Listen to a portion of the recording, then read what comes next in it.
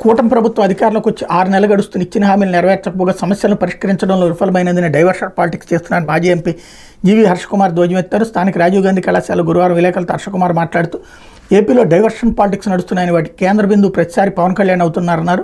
ప్రభుత్వం ఏర్పడి 6 నెలలు గడుస్తున్న విద్యార్థులకు స్కాలర్షిప్లు ఇవ్వలేదని, రోడ్ల పరిస్థితి సరిదిద్దలేదని చెప్పారు. ఇంతవరకు ప్రభుత్వ ఉద్యోగులకు సైతం జీతాలు ఇవ్వలేదన్నారు. సూపర్ 6 హామీలను డైవర్ట్ చేయడానికి కాకినాడ పోర్టులో బియ్యం అక్రమ రవాణా విషయాన్ని తెర మీదకి తీసుకొచ్చారన్నారు. అసలు ఎటువంటి బియ్యాన్ని కూడా మన దేశం నుంచి ఇతర దేశాలకు తరలించకూడదని తెలిపారు. గతంలో గోదావరి బోటు మునిగిన సందర్భంలో నిర్లక్ష్యంగా వివరించిన అధికారి ధర్మశాస్త్రిని వైఎస్ఆర్సీ ప్రభుత్వం సస్పెండ్ చేస్తే ఇప్పుడు అతని కాకినాడ పోర్టులో అధికారిగా కూటమి ప్రభుత్వం నియమించడంలో ఆంతర్యం ఏంటని ప్రశ్నించారు. పవన్ కళ్యాణ్ కాకినాడ పోర్టుకి వెళ్ళి ఒక బోటును పట్టుకుని మరో బోటును వదిలేశారని, అది ఆర్థిక శాఖ మంత్రి పయ్యావుల కేసు బంధువులు కాబట్టి వదిలేశారని ప్రశ్నించారు.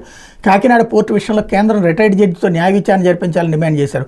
విశాఖపట్నం ఎన్నికల ముందు దొరికిన 25,000 కేజీల కొకైన్ని ఏమైందని ప్రశ్నించారన్నట్టు వార్తను హైలైట్ చేశారు. అయితే మాయలేడి జగత్